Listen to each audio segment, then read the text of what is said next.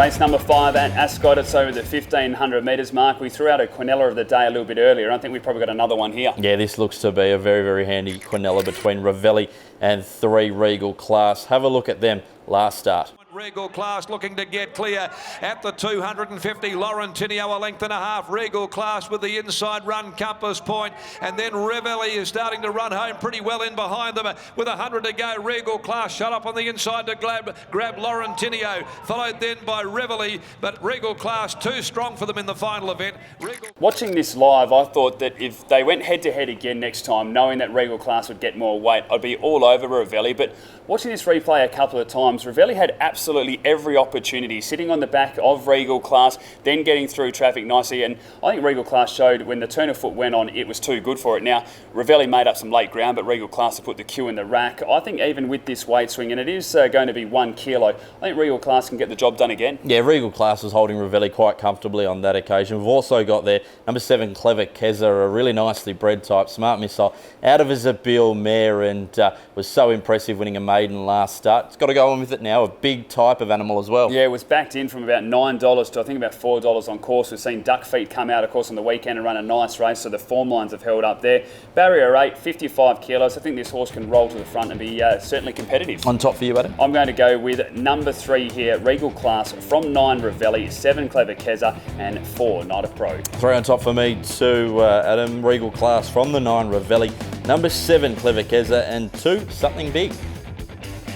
Race number 6 at Ascot. It's a 72 plus event over the 1400 metres, and Mark, there's some horses in serious form in this race. Well, there really is, Adam. It's an intriguing race, this one, but we'll have a look at the Cobbler last start, running a really nice race behind Ripper Rio. In front of the Cobbler, Woodsville's under the whip. Pike going up near the inside with the equal favourite, Ripper Rio. Ros Martini, the leader, 200 to go. Ripper Rio coming around his heels from the Cobbler. He had to go back inside. He's changing directions. Ripper Rio now comes in the middle. He comes at Ros Martini, the Cobbler, then Wrigley. Hits the front, Ripper Rio draws away.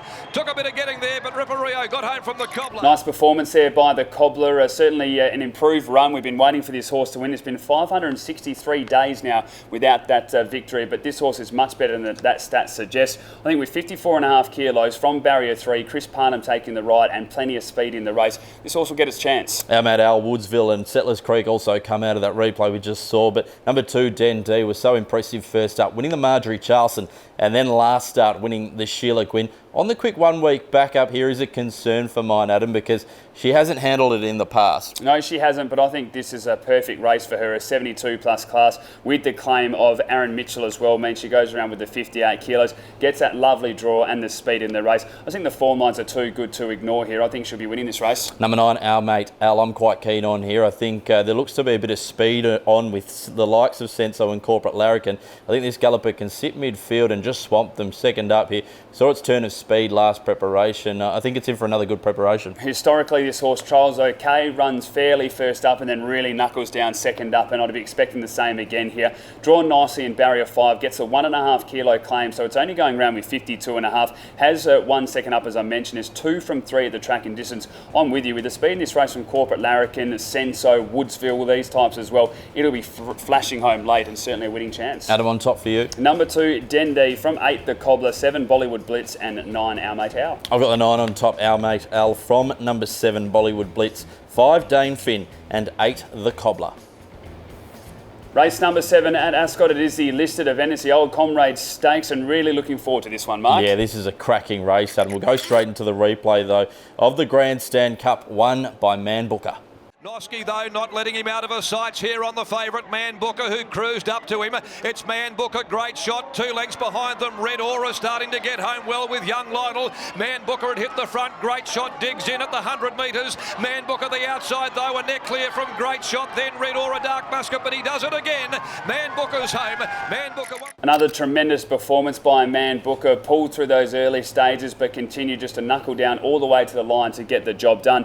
Man Booker, though, is really going to have to step step up here. The weight swings are just something that you can't ignore. You go back to horses like Great Shot, who met it in the Pinjarra Classic. It's 4.5 kilos better there, Great Shot. 3 kilos better when they met in the Bunbury Stakes, and then 1.5 kilos better from the Grandstand Cup. So they're big numbers to be ignoring, and considering Great Shot slipped out of the gates last start and just had to do a little bit of extra work through those early stages, if none of these can beat Man Booker now, they never will. Yeah, absolutely. That's the case here with Great Shot. If he doesn't beat Man Booker now, he never will. Although Man Booker will get the run of the race, probably in behind Great Shot. So, look, it'll be a really intriguing affair between those two. You can't dismiss, though, the likes of Infatuated and Northridge, who I thought was really good. Gets the blinkers on here, and this looks to be just a Kersley special, a real setup in this race. I think Northridge certainly showed last start that the horse is just starting to get back to that better form lines. The blinkers on barrier 9, be intriguing to see how it goes. Still needs to improve a little bit to really, be competitive in this race, but it was certainly a nice step going forward.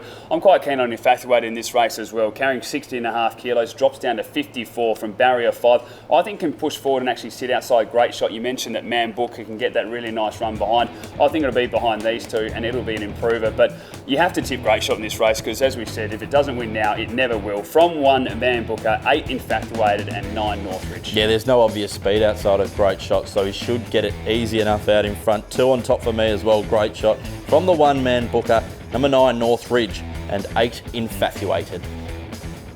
Final race of the day at Ascot is a staying event over the 2,200 metres, and Mark, that means if you're alive in the quaddie, best of luck. Yes, take the field, I suggest, if you're playing quaddies. Let's go straight to the replay. Number 10, Skip Tracer, winning last start. Hill right off the track, Lashilla, then Bachelor's Prospect, balancing at the 250. Couleur Bazaar headed off the leader. The Carnup Kid, Skip Tracers grabbed them both. Street Bandit, Rosewood Hill, Sunset Superman behind those. Sacks on, sacks off, down on the rail. Skip Tracer, the leader now, got his head in front from Couleur Bazaar, but Rosewood Hill splitting the eye of the needle, coming through. He didn't quite make it.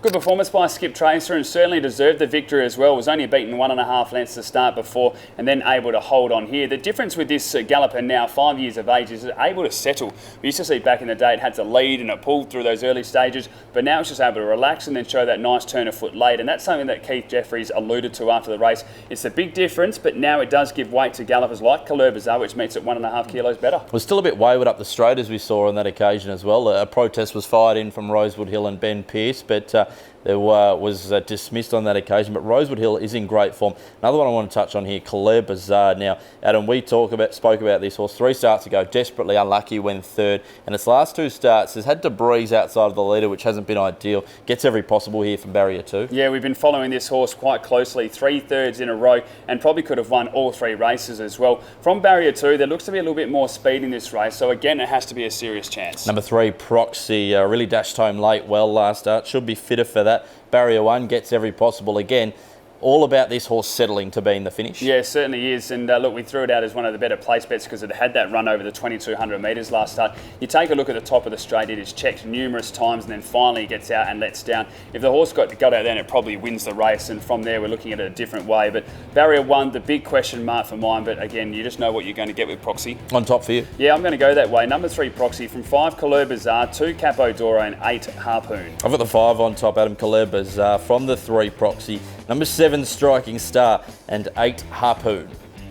Time now to take a look at the best bets of the card, and Mark, I'm going to go with race 1, number 4, Foxy Princess, and race 3, number 3, Touch of Silver. Adam, I'm race 1, number 4, Foxy Princess as well. Caricature form lines, hard to ignore. And race 5, number 3, Regal Class. As we always do say, you can follow us on social media. You can see all of them on screen at the moment, our YouTube channel, and also perthracing.com.au for all of your event information. On behalf of both of us, hope we found you plenty of winners on the back-to-back days here at Ascot. We'll be back again next week.